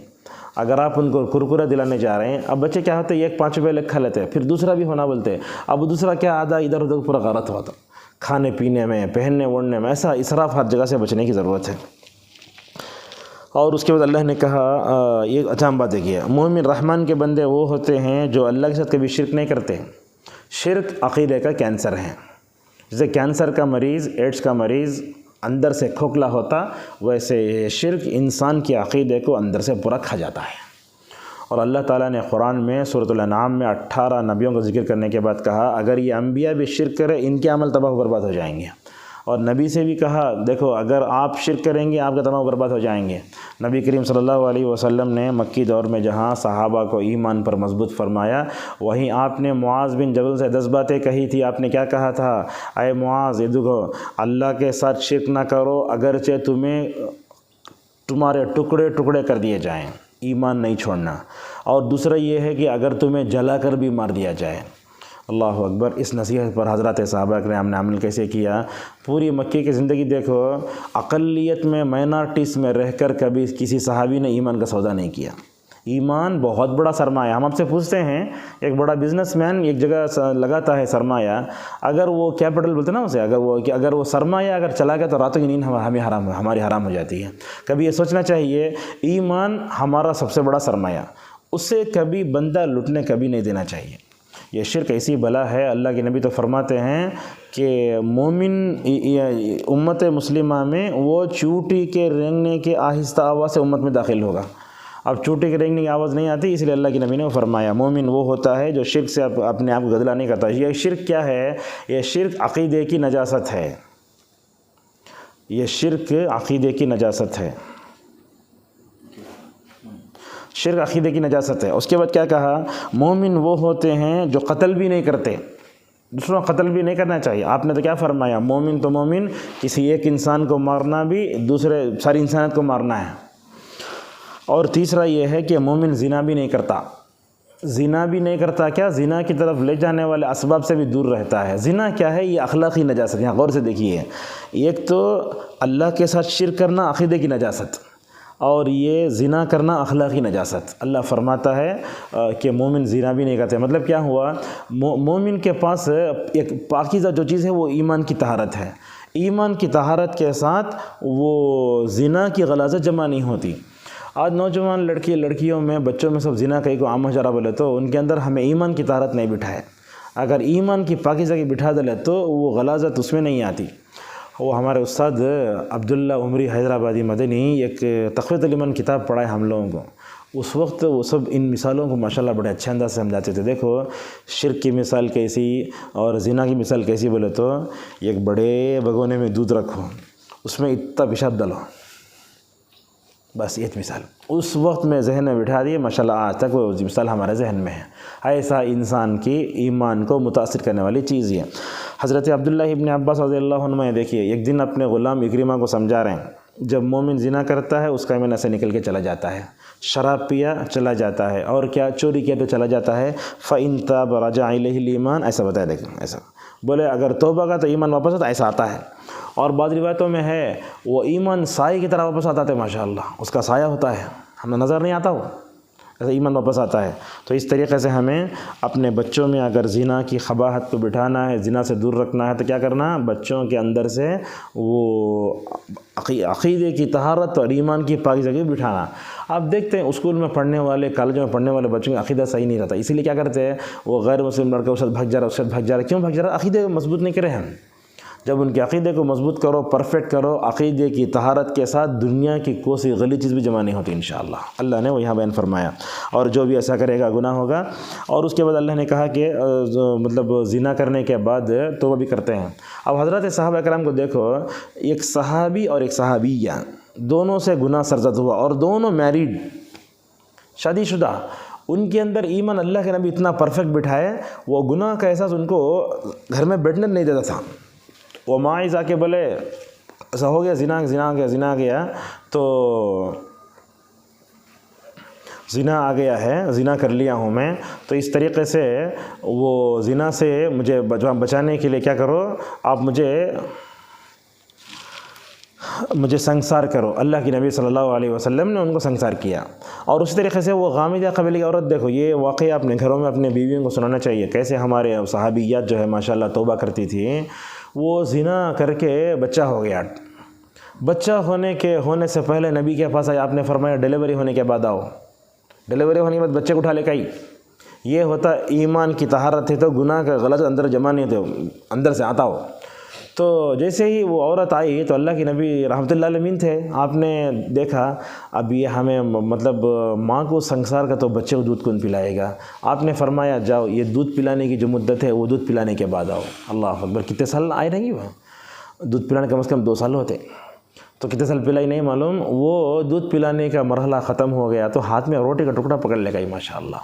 اگر بولی یا رسول اللہ میرے بچہ یا بچی کھانے پینے کا لائق ہو چکا ہے، مجھے رجم کر ڈالو، اگر آج کی کوئی ہوتی تو مجھے رخصت مل گئی، بھگ جاتے تھے اگر صحابہ کرام میں سے نہیں تھے۔ تو اللہ کے نبی صلی اللہ علیہ وسلم نے صحابہ سے کہا دیکھو عورت کو سنگسار کرنا ہو تو یہاں سینے تک یہ گڑھا کھودنا، اس میں ان کو اتارنا اور کے پتھر مارنا۔ وہ پتھر مارتے جو ہے خالد بن ولید رضی اللہ عنہ تھے اس وقت، پتھر مارے تو کیا ہوا، خون کا ایک چھینٹا وہ عورت کا ان کے اوپر اڑ گیا۔ اڑتے ہی حضرت خالد بن ولید رضی اللہ عنہ نے لعنت کی اس عورت پہ۔ اللہ کے نبی کو معلوم ہو گیا، اللہ کے نبی گنہگار سے نفرت نہیں کرتے تھے، گنہگار کے گناہ سے نفرت کرتے تھے۔ تو آپ نے اس موقع پر کیا فرمایا جملہ، اے خالد اپنے زبان کو روکو، اس عورت نے تو ایسی توبہ کی ہے، اگر میں اس توبہ کو مدینے میں تقسیم کر دوں تو اس توبے کی برکت سے مدینے والوں میں سے اللہ 70 لوگوں کو معاف فرمائے گا۔ بہت بہترین حدیث ہے۔ تو اس سے کیا معلوم ہوتا ہے، تو زنا صحابہ سرزد ہو جاتا فوراً جو ہے ماشاءاللہ توبہ کر لیتے تھے۔ تو اس طریقے سے آج کل سوشل میڈیا سے اس سے زنا بہت آسان ہو جا رہا ہے۔ نکاح کو مشکل کر کے ہم نے زنا کو آسان کر دیا، اس کا الٹا کرنا، کیا کرنا، نکاح کو آسان کرنے کے زنا کو مشکل کرنا چاہیے۔ اللہ نے کیا کہا، دیکھو زنا مت کرو نہیں بولا، بلکہ اللہ نے کہا زنا کی طرح، زنا کے قریب بھی مت جاؤ۔ تو اس میں فرق ہے، وہ کیا بولے تو زنا کی طرف لے جانے والے اسباب سے بھی اپنے آپ کو بچانا۔ نبی کریم صلی اللہ علیہ وسلم نبی بننے سے پہلے ایسا ہوتا تھا عرب میں، گھروں پر جھنڈے لگتے تھے، کئی کو جس گھر پر جھنڈا لگا ہے اس میں نعوذ باللہ زنا کرنے کے لیے عورت اویلیبل ہے۔ تو اللہ نے آیتیں اتاری، کہا دیکھو جیسے یہ شرک اخلاقی نجاست ہے، عقیدے کی نجاست ہے، تو زنا بھی اخلاقی نجاست ہے، لہٰذا اس سے اپنے آپ کو بہت بچانا چاہیے۔ اور یہ دعا پڑھنا چاہیے، اللہم انی اسألک الہدی والتقی والعفاف والغنی۔ اگر یہ دعا پڑھے تو ماشاءاللہ ہم اپنے بچوں کو بھی، اپنے بیویوں کو بھی، سب کو بچا سکتے ہیں۔ اور شادی کی عمر ہو گئی تو شادی کرنے میں تاخیر نہیں کرنا چاہیے، اس سے بھی زنا جو ہے آتا ہے۔ زنا کے اسباب بہت ہیں اور زنا کی طرف لے جانے والے اسباب بھی بہت ہیں، اس سے بچنے کے اسباب بہت ہیں، کبھی انشاءاللہ اسے بولیں گے۔ تو زنا سے توبہ کر، توبہ قبول ہو جاتی۔ اور اس کے بعد اللہ نے کہا مومن وہ ہوتے ہیں جو جھوٹی گواہی نہیں دیتے۔ آج کل بہت ہیں، پیسے لے جھوٹی گواہی دیے۔ ایک مرتبہ نبی کریم صلی اللہ علیہ وسلم نے صحابہ سے کہا میں تم کو بڑے گناہوں کے بارے میں بتاؤں کیا؟ تو صحابہ بولے بتاؤ۔ اللہ کے نبی نے فرمایا شرک، اس کے بعد کیا بولے، والدین کی نافرمانی۔ تیسرا گناہ بولتے بولتے نبی اٹھ کے بیٹھ گیا، تو وہ کیا اٹھ کے بیٹھ گیا، 2 پڑھ کو بولے، تیسرا اٹھ کے بیٹھ گیا، وہ کیا، وہ جھوٹی گواہی۔ حضرت اسامہ رضی اللہ عنہ کے راویوں نے بولتے ہیں اللہ کی نبی یہ جھوٹی گواہی کے بارے میں اتنا بولے اللہ کی نبی پر ہم نہ رحم آ گیا، نبی خاموش رہے تو اچھا ہے، طاقت بولے. اور خصوصاً روزے میں بھی جھوٹی گواہی سے بچنے کی تاکید کی گئی ہے. جو آدمی روزہ رکھ کر جھوٹی گواہی دیتا ہے وہ صرف کھانے پینے سے رکا ہوا ہے ورنہ کچھ بھی نہیں ہے. لہذا جھوٹ گواہی سے جھوٹی بات سے اپنے آپ کو مکمل طور پر دور رکھنا چاہیے. اور جھوٹی گواہی میں ایک بات یہ بھی آتی ہے، کیا یہ نیچے جھوٹی گواہی میں ایک بات یہ بھی آتی ہے وَإِذَا مَرُّوا بِاللَّغْوِ مَرُّوا كِرَامًا. جھوٹی گواہی میں یہ بھی آتا ہے غیر مسلموں کے تہوار، یہ بھی اسی میں آتا ہے. غیر مسلموں جو تہوار ہوتے ہیں ان تہوار میں ہمیشہ کو پیسہ دینا، مبارکباری دینا، یہ سب نہیں کرنا چاہیے. انہوں کچھ لاگو دے وہ بھی نہیں کھانا، بس کیا بولے تو بس خالی خاموش ہو جانا، ہیپی بھی نہیں بول سکتے. اس لیے کہ علامہ ابن القیم رحمہ اللہ نے تو کیا کہا، جو آدمی کرسمس کے موقع پر ہیپی بولتا ہے وہ ڈاکو سے بڑا چور، زانی سے بڑا مجرم. ایسے خطرناک الفاظ ہم لوگ دو لوگوں دیکھتے سیاست میں رہتے ہیں، سیاست کی مجبوری کی جیسے وہ کام کرتے رہتے ہیں. حالانکہ عبداللہ جل حفظ اللہ ایک بات بتاتے ہیں، کون بھی غیر مسلم ہم نہ کو تمہیں ہیپی بولو بول کے بولتا ہے، ہمیں اوپر پڑو جا کے بولتے صبح. حقیقت یہی ہے. تو لہذا اس طریقے سے یہ کافروں کے جتنے تہوار ہیں ان تہواروں سے ہمیں دور رہنا. اگر پیسے پوچھو تو بھی نہیں دینا، مبارکبادی بھی نہیں دینا، اور وہ کھانے کے لیے کچھ دے تو بھی نہیں دینا چاہیے. جیسا کہ صحابہ وغیرہ سے آتا ہے کہ وہ کبھی غیر مسلموں کے تہوار کے موقع پر جو بیٹھے تھے وہ نہیں کھاتے تھے. ہم کیا ہوتا، اللہ کے بچوں کھلا دیتے ہیں، اس کا بہت بڑا اثر پڑتا ہے، دعاؤں کی قبولیت کی رکاوٹ بن سکتی ہے. اور اس کے بعد اللہ نے کہا رحمان کے بندے وہ ہوتے ہیں جو بیکار کام نہیں کرتے. بیکار کام کسے بولتے؟ جس میں دین کا، دنیا کا، آخرت کا فائدہ نہیں ہے. ان باتوں سے ہمیں دور رہنا چاہیے. اللہ نے کیا کہا وَالَّذِينَ هُمْ عَنِ اللَّغْوِ مُعْرِضُونَ. تو حسن بصری بولتے ہر گناہ بیکار ہے. بیکار کام کسے بولتے؟ انہیں وہ کہیں وہاں گیا، انہیں کہیں ویسا کرتا ہے، انہیں کی فجر نماز نہیں پڑھتا ہے، دوسروں کے پیچھے پڑے تھے لوگ. تو اس طریقے سے بیکار بات کا تعلق کئی ہوتے ہیں. یہ کام یہ کیوں نہیں ہوا؟ تو بیکار بات جب بھی ہوتی وہاں سے اٹھ جانا. غیبت بھی بیکار چیز، چغل خوری بھی بیکار چیز، اور اس طریقے سے جس میں دین دنیا کا فائدہ نہیں تھا وہاں سے اٹھ جانا چاہیے. بلکہ اللہ کے نبی صلی اللہ علیہ وسلم ایک روایت بتاتے ہیں ترمذی کی، من حسن اسلام المرء ترکہ ما لا یعنی. آدمی کا سب سے اچھا اسلام یہ ہے کہ وہ بیکار باتوں کو چھوڑ دے. یاسر الجابری حفظہ اللہ معلوم ہے نا، جدے میں رہتے ہیں، انہوں اس کی تشریح بڑی اچھی کرتے ہیں. سعودی عرب وہاں کہیں جا رہا ہے، انہیں کہیں وہاں بلا رہا ہے، اس کا سفارت خانہ کہیں کھل گا، انہیں کہیں ولی عہد بن گا. اللہ تعالیٰ ہم سے پوچھتا ہے، ان کے بارے میں نہیں پوچھتا. اپنی زندگی بناؤ، اپنی دنیا بناؤ، اپنی آخرت بناؤ، دوسروں کے بارے میں انسان کیوں پڑھتا؟ تو بیکار بات بولے تو شرک بھی آتا اس میں. ٹائم پاس جتنی چیزیں ہیں ان تمام میں گانے، یہ سیریل، فلم، سب بیکار باتیں. بغیر مقصد کے بات جاتے ہیں وہاں بیٹھنا ہی نہیں چاہیے. اور بغیر مقصد کے بات کرنے سے انسان جہنم میں جاتا ہے. کیسے دلیل ہے؟ اللہ تبارک و تعالیٰ سورہ مدثر میں فرماتا ہے ما سلککم فی سقر. جنت جہنمیوں سے پوچھتے تمہیں کئی کو جہنم میں گئے؟ وہ جہنم میں رہ کو انہوں خود ریزن بولتے. کیا بولتے؟ لم نک من المصلین. نماز نہیں پڑھتے اور ہم کھانا بھی نہیں کھلاتے تھے. نماز پڑھنے کا تعلق اللہ سے ہے، اللہ سے تعلق بھی اچھا نہیں، اور کھانے کھلانا تعلق مخلوق سے ہے، مخلوق سے بھی تعلق اچھا نہیں. نہ ہمدردی ہے، خالی مطلب پرستی ہے. اور اس کے بعد کہا وَكُنَّا نَخُوضُ مَعَ الْخَائِضِينَ. اور ہم بیہودہ بات کرنے والے بیہودہ باتیں کرتے تھے، اس وجہ سے جہنم میں گئے. آج کل ہم دیکھتے ہیں بڑے اچھے پڑھے لکھے لوگ بھی، نوجوان بھی، ادھر بھی خالی ٹائم پاس بیکار باتیں کرتے رہتے ہیں، گپ جھپ کرتے رہتے ہیں. دیکھو رمضان کے معاملے میں مسجد کے باہر بیٹھے گپ شپ کر رہے ہیں، ہنس رہے ہیں، باتیں کر رہے ہیں. تو بیکار کے مطلب جو ہوتی ہے وہاں سے اٹھ جانا چاہیے. تو اسی لیے نبی کریم صلی اللہ علیہ وسلم اکثر خاموش رہتے تھے. خاموش رہنا مطلب کیا؟ اللہ کا ذکر کرو ورنہ خاموش رہو. اسی لیے تو جب زکریا نے کہا مجھے بچہ ہوتا بول تو کیا علامت؟ اللہ بولا تم نہ بچہ ہوتا تو علامت یہ کہ 3 دن تک تمہیں کس سے بھی بات نہیں کرنا سوائے اشارے کے. اشارے سے بات کرتے ہوئے مگر ذکر و اذکار کر سکتے، اللہ وہاں اجازت دے رہا ہے مائنس. تو اس طریقے سے معلوم ہوا بیکار باتوں سے ہم سب کو دور رہنا چاہیے. اور اس کے بعد اللہ نے کہا مومن وہ ہوتے ہیں جب ان کو نصیحت کی جاتی ہے تو اندھے بن کے اس پر نہیں گزرتے. یعنی ہر بات قبول نہیں کر لینا. سوشل میڈیا کا زمانہ ہے آج. قرآن کے آیتوں کا غلط ترجمہ، حدیثوں کا غلط ترجمہ، اب ضعیف حدیثیں، موضوع حدیثیں، من گھڑت حدیثیں کیا ملے وہ لا کے نیچے لوگ قرآن کے آیت کا نمبر دیا رہے ہیں، حدیث کا نمبر دیا رہے ہیں، مسلم کا نمبر دے رہے ہیں، حالانکہ وہ صحیح مسلم میں ہیچ نہیں ہے. اب بولتے کیسی حدیث آتی دیکھو، جس گھر کے دروازے اگر صبح سویرے کسی کے لیے نہیں کھلے تو وہ آدمی فقیر بن جاتا. بے بنیاد بات ہے۔ تو اس طریقے سے معلوم ہوا کہ بے بنیاد باتیں تو قبول نہیں کرنا چاہیے۔ اللہ کے نبی نے کیا فرمایا؟ سب آدمی کے جھوٹا ہونے کے لیے وہ کافی ہے کہ ہر سنی ہوئی بات کو لوگوں کے سامنے پھیلائے۔ اور اسی طریقے سے یہ بیکار باتوں میں آج کل سوشل میڈیا کا زمانہ ہے، تو بے بنیاد بات آئی تو بھی پھیلانا نہیں، اسے سامنے شیئر نہیں کرنا جب تک کہ تأکد کر لینا صحیح ہے یا نہیں ہے۔ اور قدرت سعودی عرب کے بارے ہمیں ہمیشہ بتاتے وہ کعبۃ اللہ بندل رہا، یہ ہو رہا وہ ہو رہا، کیا ابھی نہیں ہے، جھوٹ۔ مجھے جب بولے مکہ مدینہ میں یہ کیا وہ فلم مطلب کیا کھل گئے ہیں، نہیں فلم کے لیے اڈے کھل گئے، کہاں ہے؟ نہیں ہے۔ پرویز مدنی حفظہ اللہ سے فون کرتے بولتے کہاں ابھی نہیں ہے، ادھر ادھر ہے۔ مکہ مدینہ محفوظ ہے۔ ہم عرب کی ہر چیز غلط نہیں بولتے، لیکن جتنا صحیح اتنا صحیح تو بولنا چاہیے، غلط بولنا۔ آپ غلط کے اس میں پورا غلط پورا صحیح غلط بتا، یہ بھی صحیح نہیں ہے۔ تو اس طریقے سے معلوم ہوتا ہے کہ مومن جو ہے کوئی بات بولے تو پہلے دیکھتا کہاں سے آئی بات۔ اب دیکھو کیسے مثال دیتے ہیں۔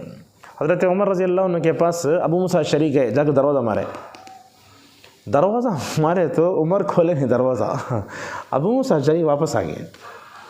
دوسرے دن گئے، آئے کیا دروازہ مارے؟ ہاں دروازہ مارے۔ کیوں واپس گئے؟ ابو موسیٰ اشعری بولے اللہ کی نبی بول کو ہیں 3 مرتبہ مارو، اگر اجازت نہ ملنے پر واپس ہو جاؤ۔ عمر کو یہ حدیث معلوم نہیں تھی، تو حضرت عمر نے کیا کہا معلوم؟ تمہیں حدیث بولے تو میں نہیں مانتا، تمہیں کس کے پاس سنے اس کو بلا لگاؤ جاؤ۔ حالانکہ نبی کا زمانہ قریب کا زمانہ، ضعیف موضوع من گڑھ حدیث سے پاک زمانہ، ماشاءاللہ۔ کیسے دیکھو ابو بکر عمر نبی کی حدیث بولے تو وہ صحیح ہونا گواہی دینا ساتھ میں آنکھو، تو ابو موسیٰ اشعری بولتے عمر کی بات کو کوئی ٹال سکتا ہے؟ تو نکل کے جا کے حضرت ابو سعید خدری بلا لے کے ابو سعید خدری رضی اللہ عنہ بلا کے لایا، تو بلا کے بولا تو انہوں بولے ہاں میں نے ابو موسیٰ اشعری سے حدیث کو سنا ہے، وہ تو تب مانے جا کر کے۔ تو اس طریقے سے مومن بے بنیاد باتوں سے جھوٹی خبروں سے دور رہتا ہے۔ اب یہ کرونا اس کے میں بہت بڑا لاک ڈاؤن ہو جاتا، یہ ہوگا وہ ہوگا، اتنی جھوٹی باتیں پھیلائی جاتی ہیں، اللہ ہم فرمائے۔ آخری 2 چیزیں ہیں، آخری ہے رحمان کے بندے وہ ہوتے ہیں اپنے آپ کو جہنم سے بچا لے کے اپنے بیوی بچوں کو بچاتے ہیں، دعا کرتے ہیں۔ دعا کیا بولے تو اے ہمارے رب ہماری بیویوں کو ہمارے بچوں کو تو کیا کر آنکھوں کی ٹھنڈک بنا دے۔ آنکھوں کی ٹھنڈک کا مطلب کیا بولے تو اللہ کی اطاعت کے لیے ان جذبہ پیدا کرنا۔ اب ہوتا کیا ہے، ہم سب مل کے اللہ کی نافرمانا تو پورے گھر کا ماحول خراب ہو جاتا۔ اگر باپ کے اندر بچوں کے اندر سب ماشاءاللہ اگر جو ہے کیا ہے وہ اللہ کی اطاعت اگر آ گئی تو ماشاءاللہ وہ گھرانہ جنتی ہو جاتا ہے۔ دیکھو حضرت ابراہیم علیہ السلام کو کیا بولے، اے اللہ تو مجھے بھی اور میری اولاد کو بھی تیرا تابعدار بنا دے۔ ماشاءاللہ یہ بہت اچھی دعا ہے یہ۔ سورہ بقرہ میں ربنا وجعلنا مسلمین لک، یعنی اپنے لیے دعا کرتے تو وہ الگ ہوتا، لیکن اپنے بچے کے لیے دعا کرے۔ تابعداری دیکھو، بڑے ہو کو خواب دیکھے تو ماشاءاللہ بیٹے کے اندر کیا تابعداری ہے، اگر اللہ آپ کو بولے تو کرو، انشاءاللہ آپ مجھے صبر کرنے والوں میں سے پائیں گے بول رہے ہیں۔ تو اس سے کیا معلوم ہوتا ہے، ہمیں اپنے بچوں کی تابعداری کے لیے دعا بھی کرنا ہے۔ اور آج کل دیکھتے ہیں بچوں میں یہ نافرمان جذبہ بہت بڑھتا جا رہا ہے۔ اب یہ کہاں جا کے روکے گا نہیں بول سکتے، بلکہ بعض ناعاقبت اندیش والدین جن کو بچوں کی صحیح نعمت کا احساس نہیں ہوتا، وہ لوگ تو اپنے بچوں کو بولتے آج سے تو میرا بچہ نہیں چل جائے گا، تو بھی دور کر دے کے پیپر میں دیتے۔ میں خود دیکھا ہوں یہ سالار میں، آنکھ کرنا بولتے اسے، آج سے میرا انہیں بچہ نہیں اور میرے مال میں اس کو حصہ نہیں۔ یہ کب ہوتا ہے انسان اپنے بچوں کی صحیح تربیت نہیں کر کے، اطاعت نہیں کر کے اللہ کی کرے، تو یہ سب چیزیں آتی ہیں۔ حسن بصری رحمہ اللہ سے پوچھا گیا یہ آنکھوں کی ٹھنڈک بولے تو دنیا میں کی آخرت میں کی؟ تو حسن بصری بولے دنیا میں چاہیے۔ اسے ایک معمولی مثال دیتا ہوں کہ ہم جب نماز میں کھڑے ہوتے ہیں تو اپنے بچے ہم ساتھ کھڑے ہوتے، چھوٹے چھوٹے بچے توتلاتی زبان میں پڑھتے، وہ ان کو دیکھ کر ہمارے آنکھوں میں جو آنسو آتے ہیں نا، وہ آنکھوں کی ٹھنڈک ہے۔ ایسے علماء نے مکمل طور پر اس کو بتایا ہے۔ تو ہمیں اپنے لیے تابعداری، اپنے بچوں کے لیے تابعداری، اور ایک بولتے ماں باپ کی نیکی کا اثر بچوں پہ ہوتا ہے۔ ماں باپ اگر اچھے ہوں تو بچوں پر اس کا اچھا اثر ہوتا ہے۔ دیکھیے صحابہ کی ذریت کیسے تھی، امام بخاری کیسے تھے، راتوں میں تہجد پڑھنے والی ماں، امام احمد کیسے تھے، امام شافعی کیسے تھے، سفیان ثوری کیسے تھے، یہ سب پورے علماء ایسے ہی بڑے نہیں بن گئے ہیں۔ ان کی راتوں میں مائیں اٹھ کر اللہ تبارک و تعالیٰ سے اپنے بچوں کے لیے دعائیں کرتی تھی، تب چل کر ماشاءاللہ ان کے بچے بہت اچھے ہوتے تھے۔ اور آج کی زمانے میں تربیت اولاد میں سب سے اہم چیز ہے ماں باپ کا اپنے بچوں کے حق میں دعا کرنا، یہ سب سے اہم ہے۔ کیوں؟ اس لیے کہ عبدالسلام الشوائر حفظہ اللہ سعودی عرب کے مشہور عالم دین، تربیت اولاد کے بارے میں ماشاءاللہ اتنی اچھی ویڈیو کلپ ان کی ہے، سن کر میں تربیت اولاد میں کام ہی گفتگو کرتے بولتا ہوں، کیا ہے آپ کتنا بھی تربیت کر لے ہو، جب تک اللہ کی مدد نہیں آتی اس وقت تک آپ اپنے بچوں کے دل کو پھیر نہیں سکتے۔ جب ماں باپ اپنے بچوں کے لیے دعا کرتے تو اس میں کیا معلوم ہوتا، اللہ سے ہمیں بولتے اے اللہ تو ہم نے بچے دیا، لیکن بچوں کی تربیت کرنا تیرے ہاتھ میں ہی ہے، جب تک تیری مدد اور تو ان کے دلوں کو نہیں پھیرے گا اس وقت تک ماں باپ عاجزی کرتے اللہ کے سامنے، تب چل کر ماشاءاللہ وہ ماں باپ کی دعا قبول ہوتی ہے۔ اور اللہ نے ماں باپ کا، اللہ کے نبی صلی اللہ علیہ وسلم نے ماں باپ کتنا بڑا درجہ دیا، کیا فرمایا دیکھو، 3 دعائیں رد نہیں ہوتی، اس میں ماں باپ کی دعا بھی ہے۔ بعض علماء تو یہ بولتے ہیں باپ کی دعا تو رد نہیں ہوتی انشاءاللہ، ماں کی دعا اور پکی انشاءاللہ۔ حدیث میں والدین کا ذکر ہوا ہے، والد کا ذکر ہوا، خالی والدہ کا ذکر کیوں چھوڑ دیا گیا؟ اس لیے کہ ماں کی دعا تو پکی، تو اس سے معلوم ہوتا ہے ماں باپ کی دعا جہاں بچوں کی زندگی کو غارت کرتی ہے، ان کے مستقبل کو تاریک کرتی ہے، وہیں ماں باپ کی دعا بچوں کے مستقبل کو بناتی بھی ہے۔ لہٰذا 1-2 باتیں بتا کے اپنی بات کو ختم کر دیتے ہیں۔ حضرت عبداللہ ابن عمر رضی اللہ عنہ فرماتے تھے، اے ماں باپ اپنے بچوں کو ادب سکھاؤ، اس لیے کہ اپنے بچوں کے بارے میں قیامت میں پوچھے جاؤ گے۔ اور ایک تھے جن کا نام تھا شاید فضیل ابن عیاض رحمہ اللہ، شاید ہاں، انہوں نے اپنے بچے کی تربیت بہت کرے، حالانکہ نیک زمانے میں تھے، آج کل سوشل میڈیا کا زمانہ نہیں تھا، اس زمانے میں اپنے بچوں کی تربیت کرتے تھے، تھک گئے انہوں۔ ایک دن بولے اللہ سے، اے اللہ اب میں اس بچے کی تربیت کی حوالہ تیرے حوالے کرتا ہوں، یہ بچے کو یہ تو اسے اب سدھارنا سو۔ تو ماشاءاللہ دعا کرے اور اللہ کو سونپ ڈالے، ماشاءاللہ اللہ تبارک تعالیٰ وہ ماں باپ کی تڑپ دیکھ کے بچوں کو اچھا مستقبل بناتا ہے۔ تو بولتے ہیں وہ بچے کی ماں باپ کی تڑپ دیکھ کر اللہ تبارک و تعالیٰ ان کے بیٹے علی نام ان کا بیٹے کو اتنا اچھا بنایا، سیر اعلام النبلاء میں علامہ ذہبی لکھتے ہیں باپ سے بڑھ کے نیک بن گیا ماشاءاللہ۔ دونوں مل کے نماز پڑھتے، دونوں مل کے روزہ رکھتے، دونوں مل کے ماشاءاللہ تہجد پڑھتے تھے راتوں میں۔ بہرحال یہ رحمان کے بندوں کیا اوصاف ذکر کرنے کے بعد اللہ تبارک و تعالیٰ آخر کیا فرماتا ہے، اگر مومن ان تمام اوصاف کو اپنا لیتا ہے، کہا اولئک یجزون الغرفۃ بما صبروا، انسان کو جنت میں کمرے دیے جائیں گے اور اس میں فرشتے سلام کریں گے اور اس میں ہمیشہ رہیں گے۔ اور آیت کے اختتام پر اللہ ایک فرماتا ہے، یاد رکھو اگر تم دعا نہیں کرو گے اپنا بگاڑو گے، دعا نہیں کر تو اللہ کچھ نہیں بگڑے گا، کس کا بگڑے گا؟ ہمارا بگڑے گا۔ لہٰذا ہم دعا کا اہتمام ضرور کریں۔ 2 حدیثیں ہیں، اللہ کے نبی فرماتے ہیں جو بندہ دعا نہیں کرتا اللہ اس کے اوپر غصہ ہو جاتا ہے، اور دعا کرنے سے بندے کو اللہ کے پاس عزت ملتی ہے۔ علامہ ابن کثیر کا ایک شعر دیکھیں ماشاءاللہ کتنا اچھا ہے، کیا دیکھو، انسان آدم کے بیٹے سے مانگے تو غصہ ہوتا، اللہ نہیں مانگے تو غصہ ہوتا، دونوں میں یہی فرق ہے۔ اللہ سے دعا ہے، اللہ تعالیٰ سورہ فرقان کے آخری میں رحمان کے بندوں کے جو اوصاف بیان کیے گئے ہیں، اللہ تعالیٰ ان تمام اوصاف پر ہمیں عمل کر توفیق عطا فرمائے۔ وآخر دعوانا الحمد للہ رب العالمین۔